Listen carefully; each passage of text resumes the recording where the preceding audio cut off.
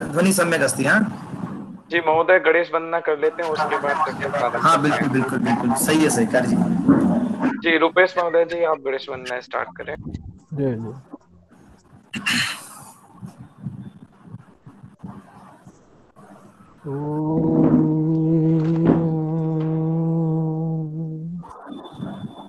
श्री गुरुभ्यो नमः।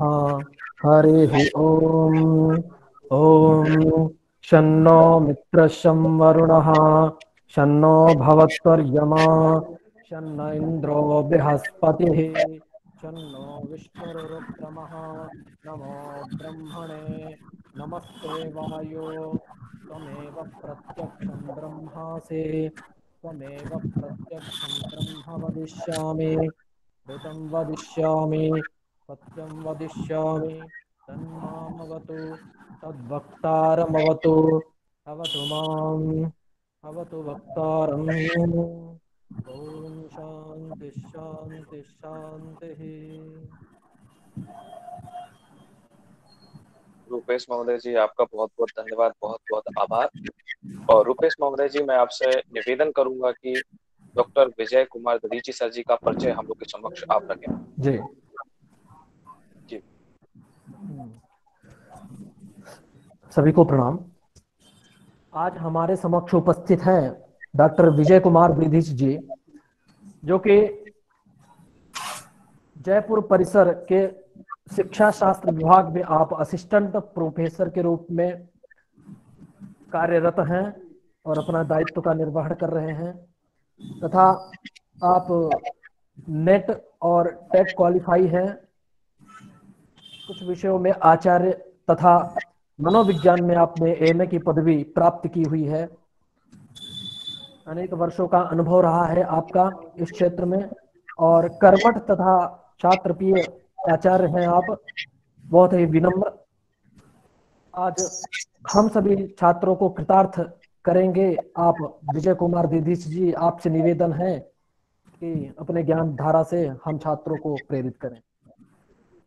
जी धन्यवाद बहुत बहुत सभी को। धन्यवाद रुपेश महोदय जी। स्वागत स्वागत और सब। मैं डॉक्टर विजय कुमार दधीची जी का बहुत बहुत स्वागत करता हूँ।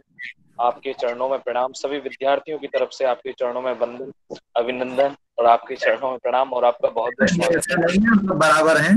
मैं जी मैं आपसे निवेदन करूंगा कि आप कक्षा प्रारंभ करें महोदय। बिल्कुल बिल्कुल, धन्यवाद।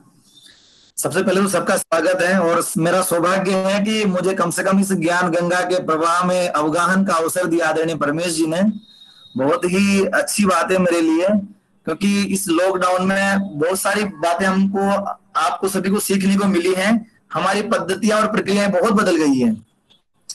तो इसी क्रम में वैसे तो ये कक्षाएं बहुत दिनों से चल रही हैं और बहुत पहले ही मुझे आ जाना चाहिए था, लेकिन कुछ समय का संयोजन नहीं बन पाया। इस कारण से आदरणीय परमेश जी और हम सब है ना, व्यस्तता के होने के कारण नहीं बन पाए।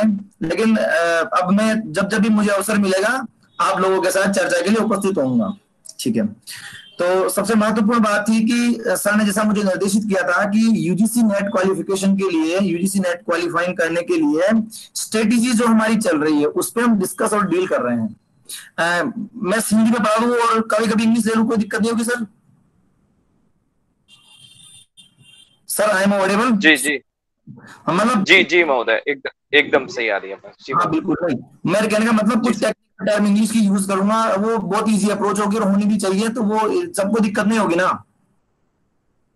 नहीं गुरुजी, बिल्कुल आप ठीक स्टार्ट ठीक कर ठीक, लीजिए। धन्यवाद। अरे वही वही वही वही, नहीं तो फिर संस्कृत मीडियम से पढ़ाएंगे सब लोगों का कुछ, क्योंकि उसमें बहुत सारी बातें ऐसी आएंगी जिनको समझाने के लिए इंग्लिश वर्ड काम में यूज, मतलब यूज करना ही पड़ेगा हमको, है ना? चलिए, तो सर ने जैसा मुझे निर्देश दिया था कि आपको सर एक यूनिट है कॉम्प्रेहेंसिव अंडरस्टैंडिंग के, अवबोध परक प्रश्न जो होते हैं उनकी सज्जता कैसे होनी चाहिए। क्या स्ट्रेटेजी करें हम कि हम एक लिमिटेड टाइम में उन सारे क्वेश्चंस को राइट अटेम्प्ट कर सकें।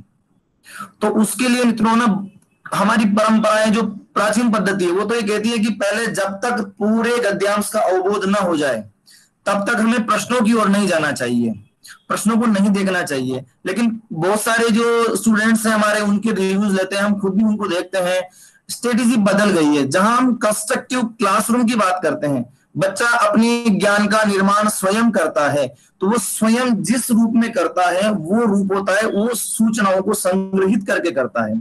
तो हमें वो स्ट्रेटेजी अपनी, वो मेथोडोलॉजी हमको अपने जो एग्जाम क्रैक करने का स्ट्रेटेजी है उसमें भी अपनानी चाहिए। तो किस तरह से हम कम समय में अधिक प्रभाविता से उस गद्यांश वाले प्रश्न को कर लें, वो हमारी एक व्यूह रचना होनी चाहिए। तो देखते हैं कि एक गद्यांश को सोल्व करने के लिए हमको रीडिंग और उसके जो एमक्यूसी क्वेश्चंस होते हैं उनको करना होता है। तो सभी परीक्षाओं के बहुत सारे प्रश्न पत्र आप देख रहे होंगे, उनमें देखना कि कम से कम 450 से 500 शब्द, नहीं तो 300 मिनिमम, 350, 350 to 450 वर्ड्स एक पैराग्राफ में होते हैं। और इस पैराग्राफ को पढ़ने के लिए, ध्यान से पढ़ने की बात करूं, सिंपल रीडिंग के लिए हमको 2.5 से 3 मिनट का समय चाहिए, जस्ट रीडिंग के लिए। और ध्यान से रीडिंग करते हैं हम, अटेंशन फुल रीडिंग करते हैं, तो हमको 5 से 8 मिनट का समय चाहिए।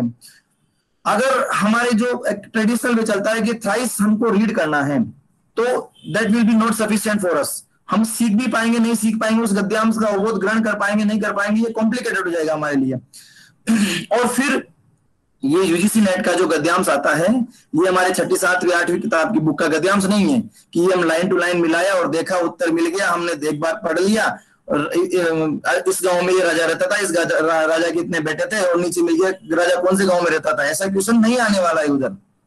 उधर जो क्वेश्चन की स्ट्रेटेजी होगी वो होती है इंफॉर्मेटिव, कंस्ट्रक्टिव होती है और इन्फ्लुएंस बेस्ड होती है। मतलब सूचनात्मक प्रश्न होते हैं वहां पर, सृजनात्मक प्रश्न होते हैं वहां पर, और सबसे बड़ी बात होती है वहां पर अनुमान परक प्रश्न होते हैं, जिसमें आपकी बुद्धि कौशल और मौलिकता का वो परीक्षण करते हैं वो प्रश्न।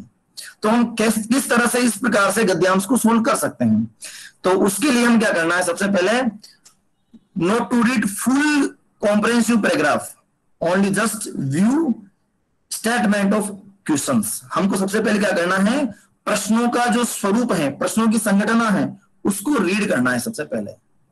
जैसे आप पेज खोलोगे पैराग्राफ का, अच्छा सबसे बड़ी बात यह भी होती है कि सर करना कब है, ये शुरुआत में करना है, बीच में करना है या अंत में करना है। तो ये सबकी अलग अलग स्ट्रेटेजी होती है। देखिए, इस प्रकार के प्रश्नों को करने के लिए आपके दिमाग की एकाग्रता चाहिए, मतलब आप कंसंट्रेट हो सकें। अब जस्ट आप पहले दिन मतलब पहला पेपर करने बैठे हैं सबसे पहले, तो मेरा मानना है, मतलब इंडिविजुअल मेरी थिंकिंग है कि सबसे पहले आप थ्योरेटिकल क्वेश्चन कर लो, अटेंड कर लो थ्योरेटिकल क्वेश्चन मतलब सिद्धांत परक क्वेश्चन, जो आप जस्ट पढ़ के जाते हो गर्मा गर्म और देखते हैं कि हाँ इस क्वेश्चन का उत्तर ये है वो है, उस तरह से देख करके वो 5-6 क्वेश्चन होते हैं उनको कर लो। उनको करने के बाद में आप रीजनिंग और लॉजिक के क्वेश्चन में न जा करके उस 5-7 मिनट में आपको कॉन्फिडेंस है कि मैं 5 से 10 मिनट में इस अवबोध वाले क्वेश्चन को कर सकता हूं, तो जस्ट आप इसको खोलिए। और आप अगर वो ट्रेडिशनल वे अपना रहे हो, आधा घंटा उस पैराग्राफ को पढ़ने में लगा रहे हो, सब कर रहे हो, तो फिर तब उसको मत खोलिए। ये चीज दर्शित करती है आपके आत्मविश्वास के स्तर को। अगर आप प्रभाविता से ऐसा कर पा रहे हो तो इन प्रश्नों को आप देख सकते हो वहां पर। तो सबसे पहले क्या करना है आपको, जस्ट क्वेश्चन को रीड करना है। प्रश्न को रीड करते ही प्रश्न के अंदर 3 बातें छिपी रहती है। एक तो प्रश्न हमको बोलता है, सूचना प्रदान करता है प्रश्न हमको कि वो क्या चाहता है, और उस क्या चाहता में सबसे बड़ी बात होती है WH पैटर्न, कौन, क्या, किसका, किसको, कैसे, इन सब चीजों में से आपको नोटिस करना है। तो जब आप प्रश्न पढ़ो ना, उस प्रश्न के कीवर्ड्स होते हैं उनको अंडरलाइन कर लेना है। जैसे मैं आपको प्रेजेंट करके थोड़ी देर बाद बताऊंगा कि किस तरह से करना होता है, जस्ट इंफॉर्मेशन प्रोवाइड कर दो, उसके बाद हम एक मॉक ड्रिल करके देखेंगे। तो सबसे पहले आपको क्या करना है, नोट डाउन चाहो तो कर सकते हो। सबसे पहले क्वेश्चन को रीड करना है, पांचों क्वेश्चन को जस्ट रीड करना है।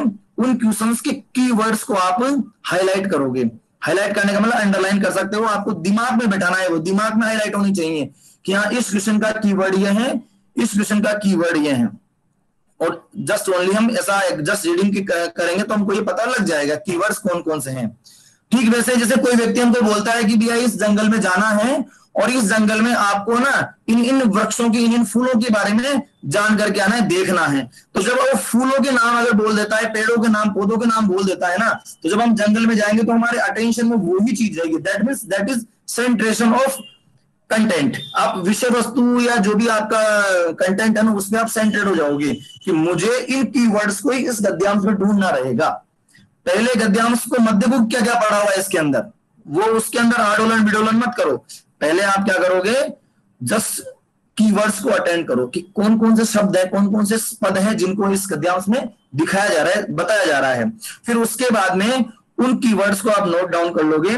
नोट डाउन करने के बाद में सिस्टमेटिकली आप जब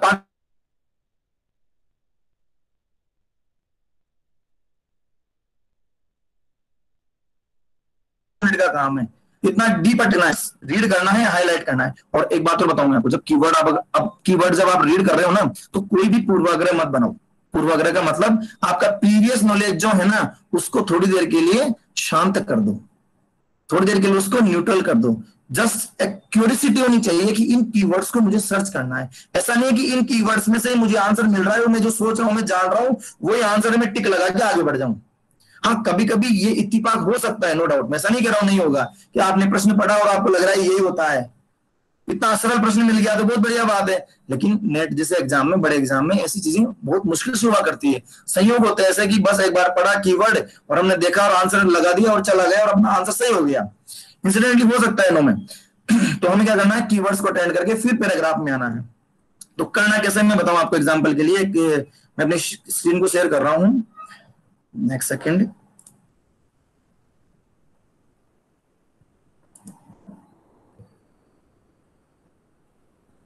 एक second pencil screen share entire.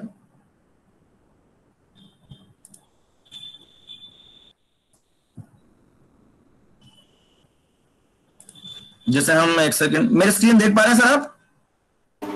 हाँ, अभी आ गई, ठीक है। जी जी गुरुजी, ठीक है, ले लेते हैं, यही पेपर ले लेते हैं, चलिए ठीक है। ठीक है, ये एक पैराग्राफ है आपका, 17 का क्वेश्चन पेपर है ये। इस प्रकार से ये 50 to 16 क्वेश्चन, मतलब 5 क्वेश्चन से सीरीज 50 to 60 तक इस गद्यांश में हम देख रहे हैं। सबसे पहले हम इसके कीवर्ड्स को देखेंगे, क्वेश्चन को पढ़ते हैं। गद्यांश के आधार पर निम्नलिखित प्रश्नों के उत्तर दें। अब प्रश्नों को पढ़िए जस्ट ओनली। जैसे कैसे पढ़ना है, अपने अंतिम महाग्रंथ टेस्टामेंट में टैगोर ने किसकी अभिव्यक्ति की। इसमें 2 कीवर्ड हैं, महाग्रंथ, अंतिम महाग्रंथ यहां से ले लीजिए, और अभिव्यक्ति करने वाला टैगोर। 3 कीवर्ड आपके दिमाग में आ गए, महाग्रंथ, टैगोर, अभिव्यक्ति। चलिए दूसरा पढ़िए, महायुद्ध के समय भारतीय बुद्धिजीवियों की क्या सोच थी। महायुद्ध, भारतीय बुद्धिजीवी और सोच, 2 कीवर्ड आपके हो गए। इसके 3 कीवर्ड, इसके 3 पहले वाले क्वेश्चन के। 7 पे 57 में पढ़िए, भारतीय साहित्य में सृजनात्मक ऊर्जा को सन्निहित करने वाले कारकों की पहचान कीजिए।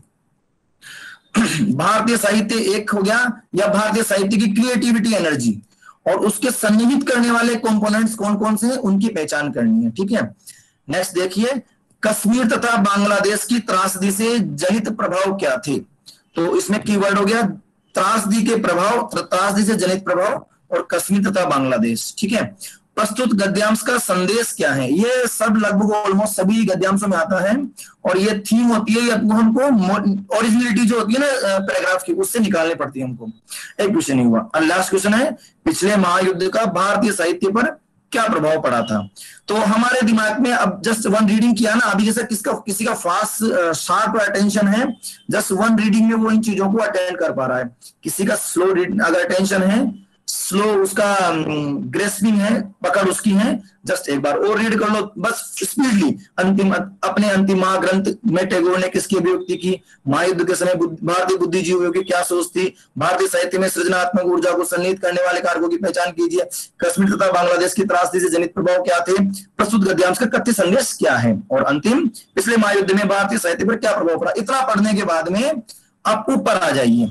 अगर आपको लग रहा है कि आप इनको भी पढ़ना चाहते हो, ऑप्शंस को नो डाउट पढ़ सकते हो, बट इनको पढ़ने से क्या होगा कि आपका जो क्रिएटिविटी है, मतलब जिसे बोलते हैं ना कि लिंकिंग होती है, वो 2 प्रकार की थिंकिंग होती है आपकी, जो कन्वर्जेंट थिंकिंग और डाइवर्जेंट थिंकिंग, वो स्टार्ट हो जाएगी यहाँ पर। तो हमें नहीं लगता है कि वो इमीडिएटली आपको यहाँ स्टार्ट करनी है, क्योंकि ये चीजें तो अंदर से निकालनी है आपको। किसके लिए निकालनी है, स्टेटमेंट के लिए निकालनी है। तो जस्ट आप गो थ्रू पैराग्राफ। अब यहां से जाइए, अब पैराग्राफ पढ़ने की स्टाइल होती है।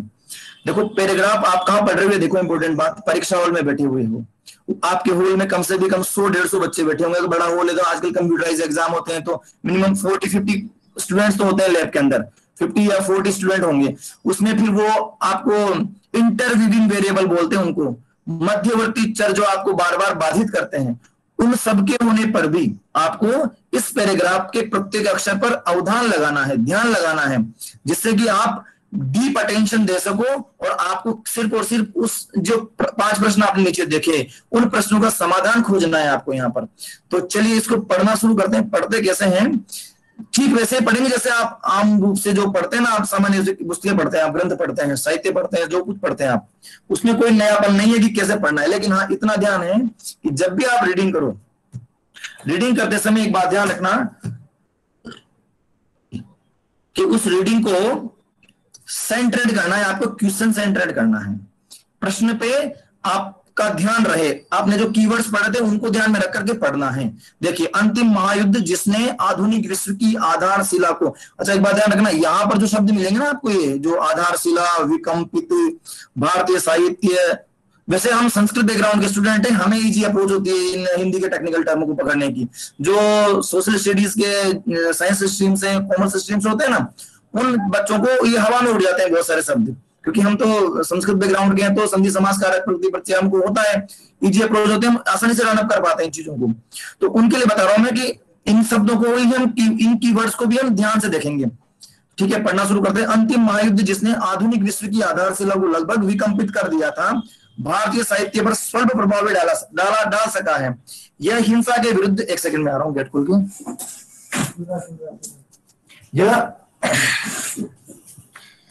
यह हिंसा के विरुद्ध आम रूप से बड़ा, ये इस प्रकार से इंटरव्यूइंग वेरिएबल होते हैं, जैसे मैंने बताया अभी, पढ़ते समय कोई आ जाना जाना है, सब चीजें आम रूप से बढ़ावा देने की प्रवृत्ति तथा पश्चिम दुनिया की मानवीय विज्ञप्तियों के बारे में मोहभंग की स्थिति को प्रखरता से अभिव्यक्ति देने में सिमटा रहा। इसकी मुखर अभिव्यक्ति टैगोर के अंतिम कविताओं एवं उनके अंतिम महाग्रंथ क्राइसिस इन सिविलाइजेशन के माध्यम से हुई। यहाँ पे आपका दिमाग ट्रैक करेगा कि हाँ, ये पहला प्रश्न पढ़ा था, अंतिम महाग्रंथ की बात आई थी, फटाफट से क्वेश्चन पे जाओ आप इमीडिएटली। अंतिम महाग्रंथ, सुभाष बोस का समर्थन, पश्चिमी दुनिया की मानवीय विज्ञप्ति की पोल खोली, इंग्लैंड के प्रति अपनी निष्ठा व्यक्त की, देशों की मुक्ति को प्रोत्साहन दिया। अब इसमें से आपको फटाफट से एक शब्द ट्रैक कर रहा होगा, मानवीय विज्ञप्तियों। यहाँ देखो, फटाफट पेज पे आओ, इसको पढ़ो फिर वापस। हिंसा के विरुद्ध बढ़ावा देने, यहाँ देखो, पश्चिमी दुनिया की मानवीय विज्ञप्तियों के बारे में मोहभंग की स्थिति को प्रखरता से अभिव्यक्ति देने में सिमटा रहा। ठीक है, और इसकी मुखर अभिव्यक्ति, किसकी मुखर अभिव्यक्ति? मानवीय विज्ञप्तियों के बारे में मोहभंग की स्थिति को प्रखरता से अभिव्यक्ति देने की यह अभिव्यक्ति, इसको किसने दिखाया? अंतिम महाग्रंथ में। तो जस्ट आपका आंसर क्या होगा? सेकंड। ठीक है, अभी नेक्स्ट चलते हैं हम अब वो वापस आगे से पढ़ते हैं। ये एक क्वेश्चन हमारा सोल्व हो गया। अब एक क्वेश्चन के बारे में डीप टेंशन नहीं आना है आपको, आगे बढ़िए। इस समय भारत का बुद्धिजीवी वर्ग एक नैतिक अंतर्द्वंद की दशा से गुजर रहा था, और एक और जहां वह संकट की घड़ी में इंग्लैंड के अदम्य साहस के प्रति सहानुभूति व्यक्त किए बगैर नहीं रह सका, जिसमें रूसी लोग निष्ठुर नाजी सैन्य शक्ति से लोहा ले रहे थे, चीन जापान की सेनाओं को बूटों तले रौंदा जा रहा था, वहीं दूसरी ओर उनका अपने ही देश तथा अपनी धरती की सैन्य शक्ति के नियंत्रण में था। भारतीय सेना सुभाष बोस के नेतृत्व में दूसरी ओर से उनके देश की मुक्ति का प्रयास कर रही थी। अब यहाँ पर एक क्वेश्चन निकला है, महायुद्ध के समय भारतीय बुद्धिजीवियों की क्या सोच थी? ठीक है ना। अब इस क्वेश्चन का आंसर ढूंढने के लिए हमको यहां पे देखना पड़ेगा, एक सेकेंड। हाँ, इस समय यहां से देखो, इस समय भारत का बुद्धिजीवी वर्ग एक नैतिक अंतर्द्वंद की दशा से गुजर रहा था। उस समय क्या हो रहा था? ऐसी स्थितियां हो रही थी, तो एक कॉन्फ्लिक्ट था, एक मोरल कॉन्फ्लिक्ट डेवलप हो रहा था हम लोगों के बीच में। और उससे क्या हुआ? एक और जहां पर संकट की घड़ी में इंग्लैंड के अदम्य साहस के प्रति सहानुभूति व्यक्त किए बगैर नहीं रह सका। इस कीवर्ड को आप ट्रैक करोगे, आप ये क्वेश्चन से देखो, इंग्लैंड के अदम्य साहस के प्रति सहानुभूति व्यक्त किए बगैर नहीं रह सका। तो इसमें ढूंढते हैं उस बात को। देखो, वे रूसी लोगों को कष्टों के प्रति उदासीन थे, वे जापानी सैन्य शक्ति के पक्ष में थे नहीं, उनकी निश्चित निष्ठावान बढ़ावा दिया। ये देखो, यहाँ पे उन्होंने इंग्लैंड के दृढ़ साहस के प्रति सहानुभूति जताई। इट मे बी शो, यही आंसर होगा इसका। भारतीय बुद्धिजीवियों की सोच क्या थी वो दिख रही है यहाँ पर। भारतीय बुद्धिजीवी इस समय भारत का बुद्धिजीवी वर्ग एक नैतिक यहाँ पे द्वंद में था, और वो क्या कर रहा था? इंग्लैंड के प्रति सहानुभूति व्यक्त किए बगैर नहीं रह सका, मतलब that means second question is our complete. Third, भारतीय साहित्य में, अच्छा वापस स्टडी करते हैं वापस, साहित्य में सृजनात्मक ऊर्जा को सन्निहित करने वाले कारकों की पहचान करनी थी हमको। आगे पढ़ते हैं, यहां तक पढ़ लिया था हमने।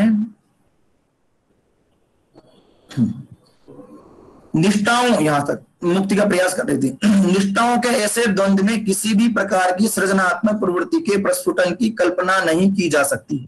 यह सहज ही अनुमानित किया जा सकता है कि सन 1947 में भारत की स्वतंत्रता प्राप्ति जो मित्र राष्ट्रों के आविर्भाव के क्रम में है, मित्र राष्ट्रों के आविर्भाव के क्रम में है, महत्वपूर्ण है, तथा जो पड़ोसी देशों जैसे दक्षिणी पूर्वी एशिया में उपनिवेशवाद के अंत के रूप में फलित हुआ, सृजनात्मक ऊर्जा के विस्फोट को गतिमान कर सकता था। निसंदेह ऐसा हुआ, किंतु शीघ्र ही देश के विभाजन की यंत्रणा, नरसंहार तथा लाखों लोगों का अपने ही देश से विस्थापित होने और महात्मा गांधी की शहादत की घटना के साथ कश्मीर पर पाकिस्तानी आक्रमण तथा बाद में बांग्लादेश में उसके अत्याचारों ने मर्मस्पर्शी लेखन को प्रेरित किया था। यहां तक की बात आपने पढ़ी आपने, ठीक है। अभी वापस थर्ड क्वेश्चन में चलते हैं। भारतीय साहित्य में सृजनात्मक ऊर्जा को सन्निहित करने वाले कारकों की पहचान कीजिए। अब क्रिएटिविटी जो आ रही है हमारी इंडियन लिटरेचर राइटिंग में, वो क्यों आई उसको अब यहां पर देखिए। दो आपके कुछ क्वेश्चन तो होते हैं जो डायरेक्ट आपको उसमें मिल जाएंगे, मतलब जस्ट रीडिंग से। अब यहाँ पर आपका वास्तविक सूझ परीक्षण हो रहा है कि किस तरह से इस प्रकार के प्रश्नों को करना है, मतलब जिसे कहते हैं ना कॉम्प्रिहेंसिवनेस आपकी देखी जा रही है, यहाँ पर इंफीरियर आपका देखा जा रहा है, आपकी इंफॉर्मेटिव एनालिटिक पावर देखी जा रही है, मतलब सूचनाओं को प्रोसेस कैसे करते हैं वो देखी जा रही है आपकी, और आपका यहाँ पर इमिटेशन पावर देखा जा रहा है। तो उसको देखने के लिए ये क्वेश्चन के ऑप्शंस हैं, थोड़ा सा देखना पड़ेगा हमको इनको, कि कह रहे हैं कि अपनी धरती का सैन्य आधिपत्य है। अटेंशन देखिए, भारतीय साहित्य में सृजनात्मक ऊर्जा को सन्निहित करने वाले कारक, यानी कि इंडियन लिटरेचर राइटिंग क्रिएटिव है। वो एनर्जी जो बात लोग साहित्य लिखने में लगा रहे हैं, वो क्यों वो साहित्य लिख रहे हैं? क्योंकि साहित्य जो है वो सहज रूप से एक आत्मिक अभिव्यंजना होती है, हृदय का सहज परिस्फुरण होता है, वो अंदर से आता है। किसी ने कहा कि इस पे कविता लिखो, उस पे लिखो, वैसे नहीं आने वाली है। किसी ने कहा कि इस पे गद्य लिख दो, पद्य लिख दो, वैसे नहीं आने वाला है। वो इनर स्पिरिट होती है, वो भावनाएं होती है जो व्यक्ति जब तक खुद महसूस नहीं करता है तब तक वो सृजन नहीं कर पाएगा। तो वो किस रूप में हुई? अपनी धरती पर सैन्य आधिपत्य तो नहीं, मैं नहीं समझता ऐसा होगा। औपनिवेशिक आधिपत्य का प्रतिरोध वो हो सकता है, लेकिन उतना स्ट्रिक्ट नहीं हो रहा है यहीं पर, ठीक है। एक आ रहा है विभाजन के फलस्वरूप तीव्र यंत्रणा, वो दर्द था यहाँ पर, यह ठीक हो सकता है। मित्र राष्ट्रों की विजय, ये भी हो सकता है, लेकिन एक बार दोबारा उसको गद्यांश को देखते हैं। विभाजन के फलस्वरूप तीव्र यंत्रणा, ये जगह ठीक लग रहा है। देखो निसंदेह यहां से पढ़ते हैं, फलित राष्ट्रों का मित्र राष्ट्रों का आविर्भाव क्रम में पड़ोसी दोष, ठीक है। सृजनात्मकता, यहाँ से देखो, सृजनात्मक ऊर्जा के विस्फोट को गतिमान कर सका, निसंदेह। यहाँ देखो ऐसा हुआ, किंतु शीघ्र ही देश के विभाजन की यंत्रणा, नरसंहार तथा लाखों लोगों का अपने ही देश से विस्थापित होने और महात्मा गांधी की शहादत की घटना के साथ कश्मीर पर पाकिस्तानी आक्रमण तथा बाद में बांग्लादेश में उसके अत्याचारों ने मर्मस्पर्शी लेखन को प्रेरित किया था। That these keywords are absolutely important. ये कीवर्ड्स है ना, ये आपके उस आंसर को जस्ट हाईलाइट कर रहे हैं ये। अब देखिए यहां की बात को उसने फोकस किया है कंपोनेंट के रूप में, कारक के रूप में, घटक के रूप में। देखो तो ये दैट मे बी राइट, ये थर्ड आंसर राइट होगा आपका। विभाजन फलस्वरूप अनुभूत तीव्र यंत्रणा, उससे पार्टीशन की वजह से हमारी फीलिंग्स है ना उस तरह से हो गई कि हमारे इंडियन लिटरेचर में क्रिएटिव एनर्जी आ गई। हम वो देशभक्ति भावनाएं बढ़ गई हमारी, देशभक्ति के गीत आने लग गए हमको, मतलब एक पेट्रियट हमारे एक इनर स्पिरिट हो गया, बिल्कुल विस्फोट हो गया उस तरह से। तो बच्चा गली गली मोहल्ले में देशभक्ति के उन्माद से प्रेरित हो रहा था। तो उस तरह की फीलिंग इस ऑप्शन में ज्यादा आ रही है, तो that will be right option, ठीक है। ये 57 क्वेश्चन भी हमारा हो गया। अब नेक्स्ट चलिए, कश्मीर तथा बांग्लादेश की त्रासदी से जनित प्रभाव क्या थे? अब चलिए वापस ऊपर आइए, हम देखते हैं यहाँ पर, यहां तक तो हो गया मर्मस्पर्शी का। इस कारण बंगाल, हिंदी, कश्मीर, पंजाबी, सिंधी हुआ, किंतु मर्मस्पर्शी और भावपूर्ण लेखन अपने आप में साहित्य को मान्यता प्रदान नहीं करता। इन आपदाओं के उपरांत भी जो उत्साह एवं आत्मबल का कोष बना रहा, वो राष्ट्रीय पुनर्निर्माण तथा आर्थिक विकास में आत्मसात हुआ। महान साहित्य का अभ्युदय सर्वदा ही खलबलियों की श्रृंखला से प्रस्फुटित हुआ। आज का भारतीय साहित्य पहले के सापेक्ष अपने परिणाम, विस्तार एवं विविधताओं में कई अधिक समृद्ध है। तो इस क्वेश्चन को देखना होगा, ये भी बहुत ही उस तरह से मतलब इंफॉर्मेटिव नहीं है, जस्ट आपका क्रिएटिव, आपका एनहेंसमेंट बढ़ा रहा है ये क्वेश्चन। कश्मीर तथा बांग्लादेश की त्रासदी से जनित प्रभाव क्या थे? अब वापस थोड़ा सा एक बार रिवर्ट करना होगा हमको, यहां से देखते हैं इसको क्या प्रभाव थे। पहले ऑप्शन को देखिए एक बार। दूसरे देशों का शंका भाव, प्रतिद्वंदिता की निरंतरता, युद्ध का खतरा, राष्ट्रीय पुनर्निर्माण। तो ये जो चार ऑप्शन आपके हैं, इनमें किस ऑप्शन को आप देखेंगे तो गद्यांश कैसे निकालना है, मतलब उसको देखना है। यहां से पढ़ते हैं मैं वापस इसको। ये सहज ही अनुमानित किया जाता है 47 में भारत की स्वतंत्रता प्राप्ति जो मित्र राष्ट्रों के आविर्भाव में महत्वपूर्ण है तथा जो पड़ोसी देशों दक्षिणी पूर्वी एशिया उपनिवेशवाद के अंत के रूप में फलित हुआ, सृजनात्मक ऊर्जा का हुआ, ये अपने विस्तारित हुआ। और ये रहा पाकिस्तान आक्रमण बांग्लादेश लेखन प्रेरित किया। इस कारण बंगाल, हिंदी, कश्मीरी, पंजाबी, किंतु इस लेखन को साहित्य महानता प्रदान नहीं करता। इन आपदाओं के उपरांत भी जो उत्साह एवं आत्मबल का कोष बना रहा वो पुनर्निर्माण तथा आर्थिक विकास में आत्मसात हुआ। देखो ये देखो यहां तक की बात पढ़ी आपने, इसका परिणाम किस रूप में आया वो देखना है हमको। इन आपदाओं के उपरांत, इट मींस पार्टीशन होना, वो सब चीजें जो प्रकटित हुई ना, यंत्रणा, नरसंहार, लाखों लोगों को अपने देश से विस्थापित होने, सब कारण इन आपदाओं के उपरांत जो उत्साह एवं आत्मबल का कोष बना रहा वो राष्ट्रीय पुनर्निर्माण तथा आर्थिक विकास में आत्मसात हुआ। इट मींस राष्ट्रीय पुनर्निर्माण और आर्थिक विकास की बात इस बात को सिद्ध कर रही है कि कश्मीर तथा बांग्लादेश मतलब दोनों पार्टीशन की वजह से हुआ नहीं है कि त्रासदी से जनित प्रभाव क्या थे। तो इनमें से चारों में से ज्यादा सटीक आंसर राष्ट्रीय पुनर्निर्माण। भारत अपने पैरों पर खड़ा हुआ, रिकंस्ट्रक्ट हुई हमारी नेशनलिज्म, हमने अपनी राष्ट्रीयता को नए से पहचान दी, नए से उसको खड़ा किया, ये इसका आंसर सटीक होगा। तो इस क्वेश्चन का आंसर बैठेगा आपका राष्ट्रीय पुनर्निर्माण। ठीक है, नेक्स्ट देखते हैं। अब ये क्वेश्चन आपका फ्री हैंड है, इसमें इतनी देर आप पढ़ रहे थे, सारी बातें हो रही थी। प्रस्तुत गद्यांश का कथ्य मतलब संदेश क्या होता है? तो चार ऑप्शन पढ़ो। आपदाएं अवश्य संभावी होती हैं, संक्षोभ श्रृंखलाओं से महान साहित्य का अभ्युदय होता है, भारतीय साहित्य का कोई विशिष्ट परिदृश्य नहीं होता, युद्ध और स्वतंत्रता से साहित्य का कोई लेना देना नहीं है। अल्टीमेटली इसमें सब में अब जैसे बोलते हैं ना कि गद्यांश का सारांश क्या है, तो यहाँ सारांश का मतलब मैसेज क्या दे रहा है ये।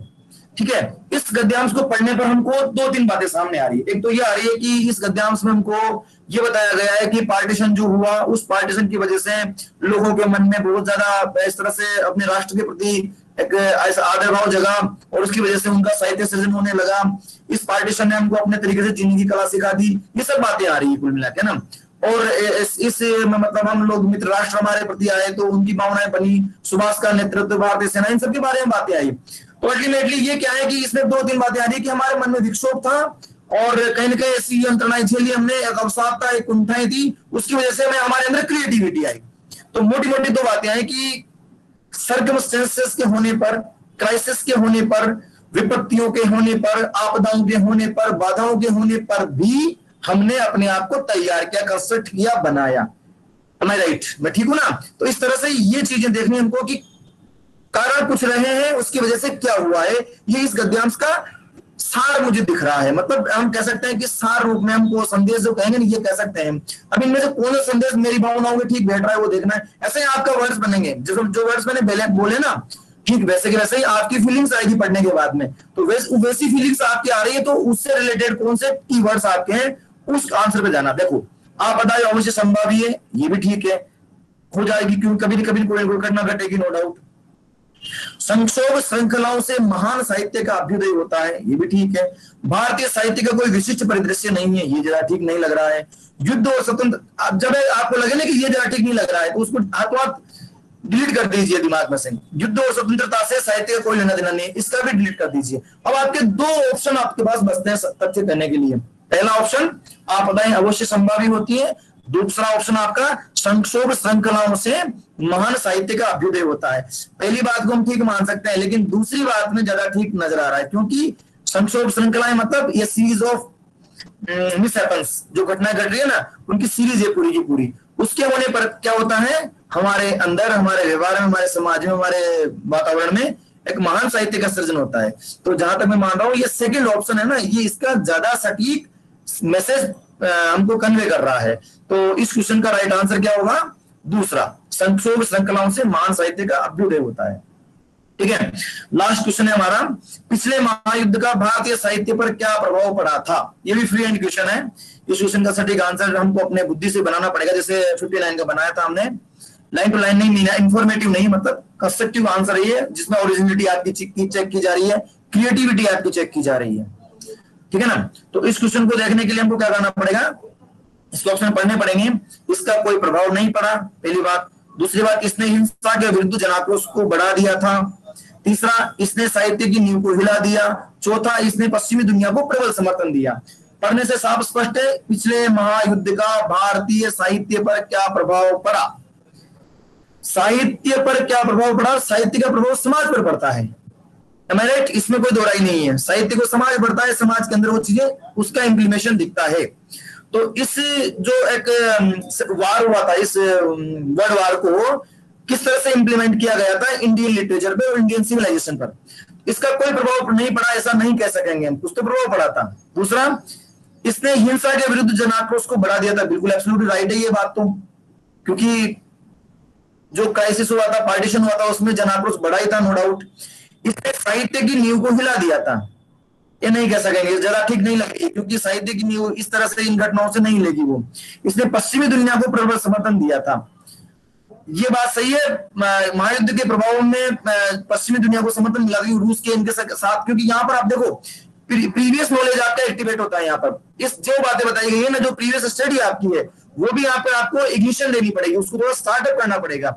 लेकिन ये जो फोर्थ ऑप्शन है ना, इसके साथ हम ज्यादा ठीक रूप से नहीं जा पा रहे हैं, क्योंकि कंप्लीटली इस इंडियन लिटरेचर का इंप्लीमेंटेशन यही नहीं हुआ कि सब पढ़ करके वेस्टर्न उसको फॉलो करने लग जाएंगे, उसको सपोर्ट करने लग जाएंगे, क्योंकि ये चीजें हम हमारे इंडिविजुअल इथिक्स होते हैं, हमारे ये हमारे व्यक्तिगत रूप से हमारे खुद के इश्यूज होते हैं, ये जिनको हम अपने रूप से ग्रहण करते हैं, अपने रूप से बढ़ाते हैं। जैसे एग्जांपल के लिए अभी हम लोग चाइना अवॉइड कर रहे हैं, चाइना का चाहे उसका एप्लीकेशंस हो, चाहे उसका लिटरेचर हो, उसका मटेरियल हो, कुछ भी हो, हमारा नेशनलिज्म हमको इफेक्टिव बना रहा है, हमको एक स्टैंड अप दे रहा है, बिल्टअप कर रहा है कि हमको हमारे नेशनलिटी के साथ खड़ा होना है। तो अवॉइड चाइना को हम कैसे, उसको हम बिल्कुल कंप्लीटली हमारे मन से, व्यवहार से, आत्मा से, तन से, परिवार से, घर से, सबसे धीरे धीरे हटाने की कोशिश कर रहे हैं। तो ये प्रबल समर्थन वाली बात साहित्य हमको नहीं दे पाएगा। साहित्य का मतलब लोगों के बोलचाल भी साहित्य है, गली मोहल्ले में कहने वाली कथा कहानियां भी साहित्य है। ये नहीं कि कोई कालिदास का ग्रंथ पढ़ लिया, वो सब पढ़ लिया, वही साहित्य है।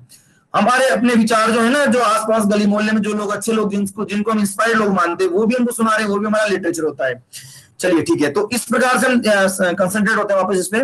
तो इसका जो है वो ज्यादा सटीक आंसर मुझे दूसरा लग रहा है, क्योंकि इसने क्या किया था, लिटरेचर ने हिंसा के विरुद्ध जो हमारे ऊपर यातनाएं हुई ना, उसके विरुद्ध जन आक्रोश को बढ़ा दिया था। तो आप देखो, अब यहाँ पे आपका पीरियड नॉलेज आएगा कि लोगों में जागृति कैसे आई थी।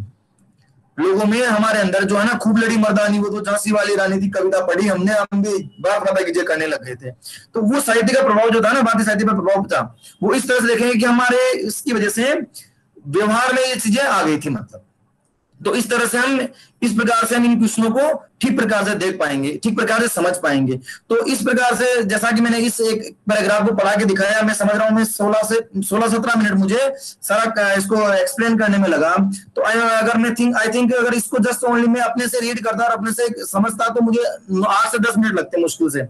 लेकिन मैं आपको बता रहा हूँ कि इस जो टाइम स्पान ऑफ टाइम है ना, ये इसको आप रिड्यूस कर सकते हो आपकी प्रैक्टिस बिल्ड करके। तब आप क्या करना है कि तब आपको इन चीजों को अभ्यास में लाने के लिए 5 से 7 मिनट में आप ऐसे ही 5 क्वेश्चन के आंसर इस इतने से 300 शब्दों को पढ़ करके दे सकते हो। तो मित्रों, मैं कहना चाहूंगा एक बात की, इस प्रकार से अगर आपको प्रैक्टिस में ये सेट मिल जाते हैं यूजीसी नेट के फर्स्ट पेपर के पुराने ओल्ड पेपर, तो उनको आप ले सकते हो। अगर मेरा संभव रहा तो नेक्स्ट सीरीज में आपको फर्स्ट पेपर के जितने भी ये पीडीएफ स्कैन्स है ना, ये आपको मैं प्रोवाइड करवा दूंगा विद आंसर की, ताकि आप लोग अपना से देख पाओ, और उनको लिंक से आप अपने आप उसको कर लो। 2 दिन में आपको दे दूंगा मैं इनको उपलब्ध करवा के। अगर आपके पास ऑलरेडी है तो कोई इश्यू नहीं है, आप वहां पे प्रैक्टिस कर सकते हो। दूसरी बात है कि इसको कैसे डेवलप कैसे करते हैं इन चीजों को, महत्वपूर्ण बात वो है। प्रश्न करने की स्टाइल आपको सिखा दी मैंने, आप 10 से 12 मिनट में आराम से इन चीजों को डील कर पाएंगे। कैसे डील किया जाता है इसको डेवलप करने के लिए मैंने सब खुद अपने पर्सनल व्यू दे रहा हूं मैं आपको कि आपके यहाँ पे जो पत्रिका आती है ना, जो भी न्यूज़पेपर आता है उसमें पाठक पीठ आती होगी, नहीं तो संपादकीय आता है। वो इसको प्रेजेंटेशन को मैं स्टॉप कर देता हूं अभी, एक सेकेंड। जो ये पाठक पीठ और संपादकीय आती है ना, इन संपादकीय में जो आलेख आते हैं बड़े बड़े अच्छे अच्छे विचारकों के, इन विचारकों के आलेखों को आप पढ़ा करो। फ्री रहते हो मॉर्निंग सेशन में, आप जैसे पेपर आया वो सामान्य घटनाएं, आप ये किसी का होता है ना रिश्ते खोजने के समाचार, घटनाएं घट गई उनके समाचार, देश दुनिया के समाचार, हमको क्या है सेंट्रेड होना है। हमको क्या है हमारा वो कहते हैं ना कि अर्जुन को केवल मछली की आंख दिख रही थी, उस तरह से कंसंट्रेशन चाहिए आपको। तो न्यूज़पेपर लिया, जस्ट ब्रीफ किया फर्स्ट पेज को और डायरेक्ट 6-7वें पेज पे वो चीजें होती है।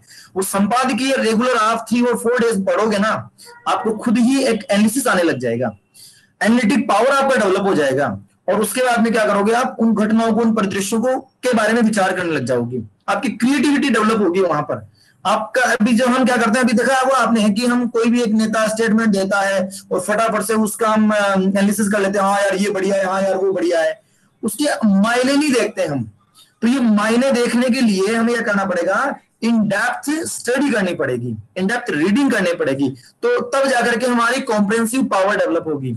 और कॉम्प्रिहेंसिव पावर डेवलप करने के लिए जो हमारा जो कंटेंट बेस्ड स्टडी मटेरियल है ना, यही पर्याप्त नहीं है। ये तो हमारा इंफॉर्मेटिव लेवल है ना, उसको डेवलप करेगा। कौन सा, जैसे साहित्य पढ़ लिया, किताबें पढ़ ली, धर्म ग्रंथ पढ़ लिए, ये पढ़ लिया, न्याय पढ़ लिया, वैदेशिक विशेष पढ़ लिया, ये चीजें हमको ठीक है एक प्रकार से एनालिसिस दे रहा है हमको, लेकिन वो चीजें बिल्टअप नहीं कर रही है जिस लेवल पे आपको नेट एग्जाम फाइट करनी है। इसको करने के लिए क्या करना है आपको, संपादकीय की जितने भी आलेख है ना, ओल्ड जितने भी पुराने आलेख है, या ऑनलाइन अगर आजकल है तो आप नेट पे देख सकते हो, डेली आपको एक नियम बना लो कि डेली आपको 2 या 3 रीडिंग मारनी है, मतलब संपादकीय पढ़ना है, अनिवार्य रूप से पढ़ना है। जितने भी ये पॉलिटिकल एडिटर हैं, एडिटोरियल जितने भी है, उन चीजों को आपको डील करनी है। जितने भी पॉलिटिकल एडिटर्स है ना, उनके आलेख पढ़ना शुरू कर दो आपको। तो ये भी आपको एक प्रकार से नई चीज देगी, ठीक है। और इसके साथ में मैं बताऊं आपको कि एक स्ट्रेटेजी होती है हैबिट, रीडिंग हैबिट आपको डेवलप करनी पड़ेगी। ये रीडिंग हैबिट जो है, इसको बनाने के लिए आप बहुत सारे माध्यम है वैसे तो हमारे पास में, कि आपने देखा होगा कि न्यूज़पेपर एक बेस्ट ऑप्शन है हमारे पास में, पर आजकल न्यूज़पेपर में जाते हैं ये व्हाट्सएप ग्रुप वगैरह में है, तो आपके ग्रुप्स में ऐसा स्टडी मटेरियल प्रोवाइड करवाओ कि जिससे कि आपका ये जो क्रिएटिव और ओरिजिनलिटी बनाने वाला जो आपका कंस्ट्रक्टिव वे है ना, वो डेवलप हो। तो उनको करने के लिए आप आपस में शेयरिंग किया करो। पहले मैं एक ऐसे ग्रुप में था जिसमें आईएएस के जो स्टूडेंट होते हैं वो स्टडी किया करते थे, तो उनका hi hello good morning good evening नहीं होता था। उनकी जो है स्ट्रेटेजी यही होती थी कि सब लोग टारगेट रखते थे कि जनसत्ता का संपादकीय ये भेजेगा, राष्ट्रदूत का ये भेजेगा, नवभारत का ये भेजेगा, सबको अलग अलग डिवाइड कर दिया। जैसे आपका ग्रुप है ना पूरा, निश्चित कर लो कि ये पढ़ करके उसके कीवर्ड्स हाईलाइट करके फिर फोटो खींच के फिर ग्रुप में डालेगा। कसम से मैं बता रहा हूं आपको, विद इन 10 डेज आपका कॉम्प्रिहेंसिव लेवल इतना बढ़िया हो जाएगा कि कोई भी पैराग्राफ पढ़ोगे आप, पढ़ते फटाफट समझ जाओगे आप उसको कि क्या कहना चाहता है, क्या फीलिंग्स है। फिर क्वेश्चन अपने आप जनरेट करो आप। ऐसा नहीं कि पेपर में क्या कुछ, हमारी पता क्या प्रवृत्ति होती है, हम सीधा हमारे को बस सीधा रेडीमेड मिल जाए हमको, और हम कॉम्प्रिहेंसिव जैसे क्वेश्चन को गाइड में जाकर के गाइड में देखते हैं कि 10 गद्यांश के उत्तर पढ़ लिए मैंने, अब इनमें से कोई बैठ जाएगा, ऐसा नहीं होने वाला है वहां पर। या इनमें से कोई उत्तर मिल गया हमको, ये कर देंगे हम, ऐसा नहीं होने वाला है वहां पर। तो इसलिए बेस्ट ऑप्शन क्या है कि संपादकीय के लेख जो आप हैं वो देखो, उनको देख करके और उनके हिसाब से आप 1-2 बार रीडिंग करोगे ना, तब आपको बहुत कुछ बेनिफिशियल होगा, ठीक है। और इसके अलावा तो ज्यादा कुछ बताने वाला इस विषय में नहीं है, फिर नेक्स्ट कंटेंट जो रहेगा उस पर करूंगा। तो मैं समझता हूँ ये शायद सफिशिएंट होगा एक ड्रिल आपके लिए। नेक्स्ट ड्रिल के लिए मैं आज के लिए माफी चाहूंगा, क्योंकि मुझे भी क्या है डॉक्टर का अपॉइंटमेंट है और 6:30 बज चुकी है, तो मुझे ऑलमोस्ट जाना ही होगा। तो नेक्स्ट अपॉइंटमेंट के लिए नेक्स्ट क्लास में अगर आप चाहेंगे ना, तो इस पर भी ड्रिल रख लेंगे, 1-2 पैराग्राफ की और ड्रिल कर लेंगे, या जो नेक्स्ट कंटेंट मिलेगा उस पर डिस्कस करेंगे।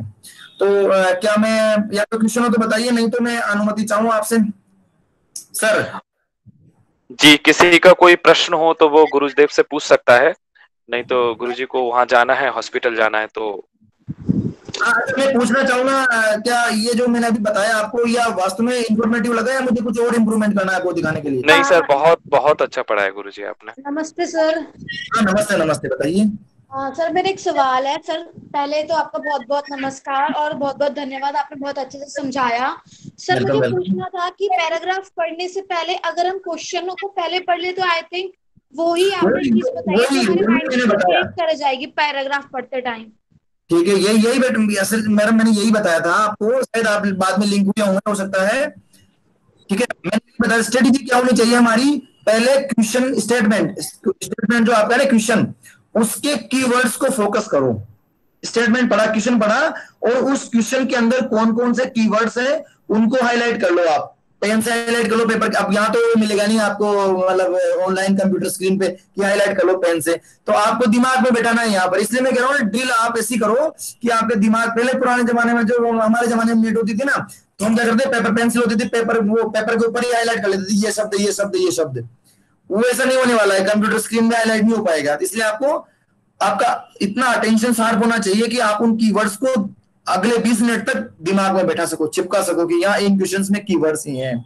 ठीक है, अब पहले क्वेश्चन का कीवर्ड आया। वैसे तो ऑलमोस्ट आजकल ट्रेंड क्या आ रहा है, मैं बताऊं आपको, कि पैराग्राफ को इस तरह से कंपोज करते हैं वो, कि मतलब हमारी रीडिंग हैबिट जो होती है ना, कि पहले 3-4 लाइन के अंदर पहले क्वेश्चन का अर्थ छिपा रहता है, अगले 2-3 लाइन में दूसरे क्वेश्चन होता है, फिर उसके बाद में वो तीसरा क्वेश्चन और चौथा क्वेश्चन और पांचवा क्वेश्चन, वो लाइन वाला नहीं बैठता है उसमें। उसमें आपका कॉम्प्रिहेंसिव लेवल देखेंगे वो, मतलब उसमें आपका क्रिएटिविटी आएगी, ओरिजिनलिटी आएगी, एनालिसिस आएगा आपका, मतलब वो सब सच वो सब पावर आपकी रहेगी।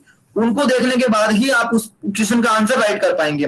तो तब आपको फिर पूरा डील करना पड़ेगा। तो वो कीवर्ड्स आपके दिमाग में चिपक जाएंगे ना एक बार, तो वो पढ़ते समय में बार बार स्विच करेंगे आपको वो, हाँ ये शब्द मैंने देखा है, ये शब्द नीचे जस्ट अभी आया है, इस शब्द को हो सकता है एक बार क्वेश्चन देखो, फिर आप जो आपका कर्सर है उसको स्क्रॉल करोगे, नीचे आओगे, फिर ऊपर जाओगे, इस तरह से 1-2 बार करोगे तो आपको क्लिक कर जाएगा, और रीड भी करना है जस्ट उसके साथ साथ। तो क्योंकि आपको ना स्ट्रेटेजी बदलनी पड़ेगी, अब वो पेपर पेंसिल वाला नहीं रहा कि मार्क करके पढ़ना करना इस तरह से। तो क्वेश्चन पढ़ना अनिवार्य है पहले, मतलब शॉर्ट ट्रिक है ये। पैराग्राफ पढ़ोगे ना तो पैराग्राफ भी गायब हो जाएगा, क्वेश्चन भी नहीं कर पाएंगे, टाइम आधा घंटा खराब कर दोगे आप, और पता लगा कि आधा घंटे में तो 4 क्वेश्चन दूसरे कर लेते, आधा घंटा हमारा चला गया। तो ये बेस्ट स्ट्रेटेजी है, क्वेश्चन स्टेटमेंट पढ़ो, फिर पैराग्राफ पढ़ो। पैराग्राफ पढ़ने के बाद आपको दिमाग में क्लिक हुआ ना कि हाँ इस क्वेश्चन का आंसर शायद ये हो सकता है, फटाफट क्वेश्चन पे आओ और उसके ऑप्शन पढ़ो, फिर ऑप्शन में से वो स्टेटमेंट कहाँ बैठ रहा है उसको टैली करो। ठीक है, ये हिंदी क्लासेज रितिका जी। हाँ जी सर, समझ में आ गया। आपका बहुत बहुत धन्यवाद, शुक्रिया सर। नेक्स्ट क्वेश्चन जी, और किसी का कोई प्रश्न हो तो गुरुजी से पूछे, नहीं तो फिर कक्षा हम कल करते हैं क्योंकि सर का अपॉइंटमेंट है, उसको जाना होगा। अच्छा, वैसे कक्षा का टाइम 7 बजे तक होता है क्या? 6:30 बजे तक होता है सर। तो 6:30 तो ऑलमोस्ट हो ही गया आज, है ना? जी जी सर। है ना, तो कोई नहीं, अगर किसी की क्वेरी हो तो मैं 5-7 मिनट और रुक सकता हूँ, नहीं तो फिर मैं चलूँ। जी जी सर, तो फिर हम कल करते हैं, और किसी का प्रश्न होगा तो कल हम पूछ लेंगे, उसको रख लेंगे। हाँ, कल आप, मेरा मेल आईडी है vijay.dch@gmail.com, वहां भी आप मुझे क्वेरी डाल सकते हो। और क्यूरियोसिटी रखो आप, मतलब जितनी जिज्ञासा रखो उतना इफेक्टिव होगा। क्यूरियस बने रहो, आपको बस दिखना चाहिए, टारगेट दिखना चाहिए आपका, फिर तो निश्चित रूप से एक ही अटेम्प्ट में आपका नेट फाइट हो जाएगा। जी सर। ठीक है ना? तो मैं अनुमति चाहूंगा और परमेश जी से भी। ठीक है जी सर, बहुत बहुत धन्यवाद सर, आपको बहुत बहुत आभार, और बहुत ही अच्छे से आपने रखा सर।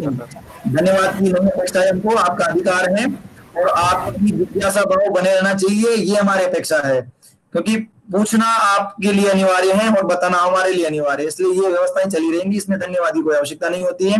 आपका अधिकार 24/7, जब चाहे, जैसे चाहे, जिस रूप में चाहे हमसे ज्ञान ले सकते हो, और जितना हमारा सामर्थ्य है हम देने की कोशिश करेंगे, और नहीं भी होगा ना तो हम अपने आप को अपडेट करेंगे, और इसीलिए हम इन सब चीजों से हम अपने आप को अपडेट करने के लिए तैयार होते हैं। इसलिए आप ऐसे अन्यथा मत समझो, ये आपका राइट है। ठीक है, ठीक है, परमेश जी अनुमति चाहूं मैं यहाँ चलने की। शायद परमेश बीच में आए थे, वापस चले गए। जी जी जी सर। ठीक है, चलो सर, शुभ नाम सर? जी, मैं दिवाकर सर।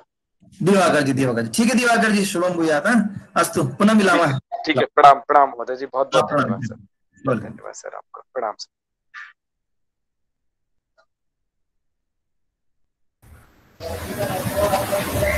विश्वनाथ मौर्य जी रिकॉर्डिंग बंद कर दीजिए प्लीज।